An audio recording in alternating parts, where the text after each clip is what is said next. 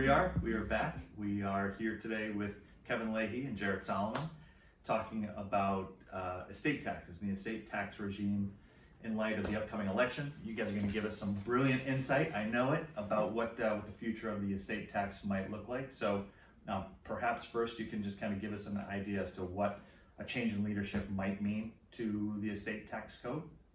Sure, I'll grab that one, I guess. To start, I don't think it's any surprise that if the Democrats were to end up with the White House and certainly Congress, there would be a reduction in estate tax exemptions. There may be an increase in estate tax rates. It generally would mean that folks with reasonably high or significant sized estates would pay a fair amount of estate taxes, no doubt. And also, we talk a lot about what would happen with the change in leadership. I think it's also important to note if there isn't a change in leadership, basically what President Trump is proposing is that the tax cuts that he made a few years ago that included an increase in the exemptions, estate tax exemptions at that time, essentially be made permanent. As of now, they're scheduled to sunset after 2025.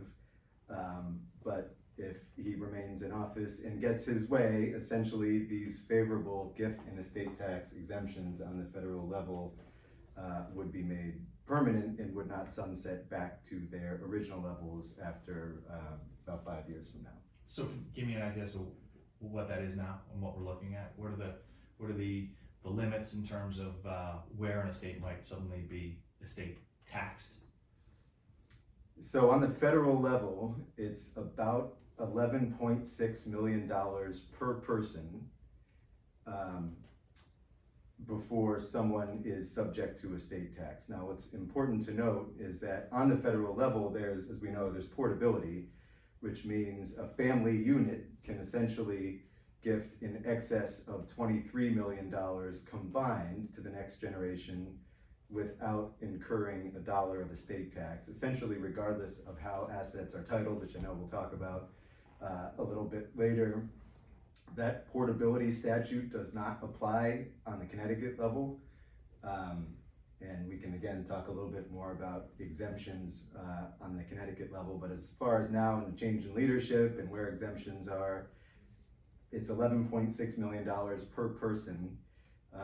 The people who we listen to who follow this all day suggest that if Democrats are in office, we might see a reduction in that exemption amount into the $3 to $5 million range. I think that's pretty much consensus with what we've heard so far.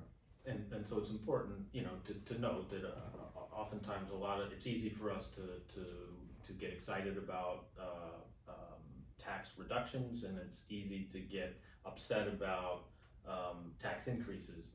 It's really important to understand to whom it applies and by how much, right? So oftentimes it's, oh my gosh, estate taxes might go up. Well, not if you don't have an estate that's going to be taxable, right? So levels might come down quite a bit. There's still going to be a lot of estates that are not taxable. There will be plenty that are as well, and that's really what we're talking about today. Yeah. So speaking about today, what should clients be thinking about in advance of a potential change? We're 2 weeks out from at least the election. I don't know how many weeks we are out from the election results, but at least we're about 2 weeks out from the actual election itself. What should people be thinking about in advance of any potential tax changes? Yeah, so following up with what Kevin was saying, I would put folks into kind of three categories, right? Folks who are currently subject to or would be subject to estate tax under today's provisions, and obviously would be in the future as well if we saw a change in leadership and a less favorable estate tax environment. Folks who today wouldn't be subject to an estate tax, but would in the future with those changes in the laws, and those who aren't subject to estate tax today under today's laws and still won't be in the future. So that's like 11.6 and above, you're still going to be taxed Per person, yeah. per person. 5 million to 11.6, that's the gray zone, and then if you're below 5, probably not no an issue. change. Yeah, Right. So for that first category, folks who are already likely subject to a federal estate tax under today's provisions.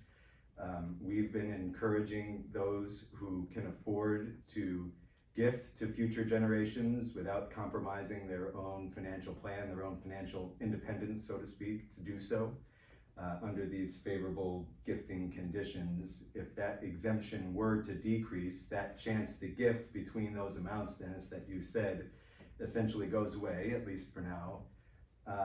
So gifting and utilizing the full exemption, while that exemption amount is as high as it is, would be effective for those who are in that estate tax zone right now, and again, definitely would be with a change in leadership. In addition to that, we talk a lot about estate freezing techniques. Essentially, estate freezing is where you gift the future appreciation of an asset to a future generation, to future generations, without eating into your exemption. So that can be an awfully effective tool.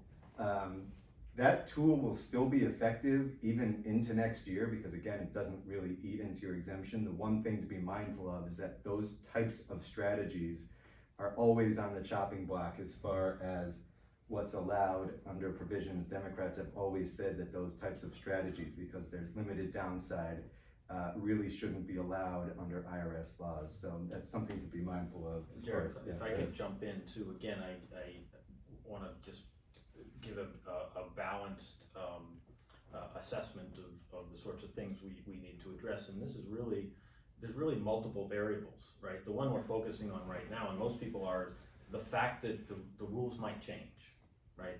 The rates might change, the exemption amounts might change. But the other thing that drives this, right, which is kind of obvious, but sometimes we forget, is how big our estate is.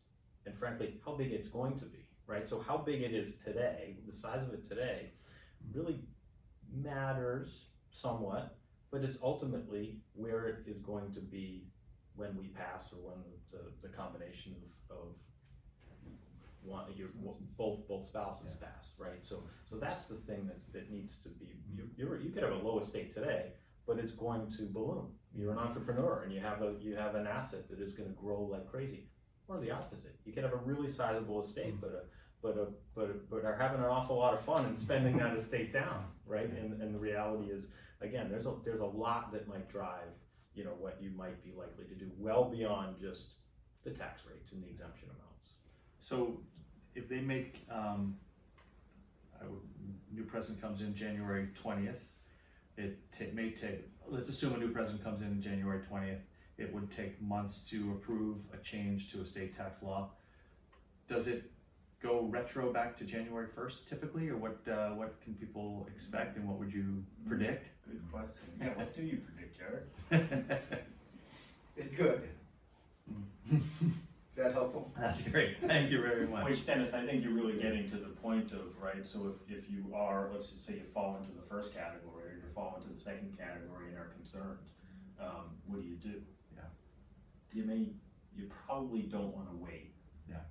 You certainly don't want to wait to consider your options till after the first year. Whether you do, right, whether somebody does something or not is up to lots of decision making and conversations and analysis.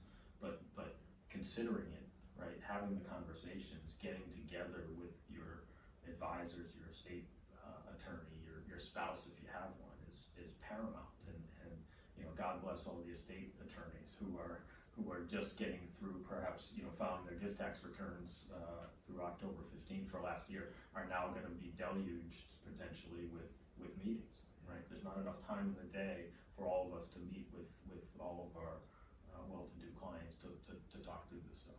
Well, hopefully in 4 years we're having this conversation, we can sit closer than 6 feet Yes. apart. And that would be, hopefully we're not still in this situation. Awesome. Thank you guys. I appreciate your time and your expertise, and I know our clients do as well. So thanks for spending a few minutes. Thank you. Our pleasure. Thanks. Thank you.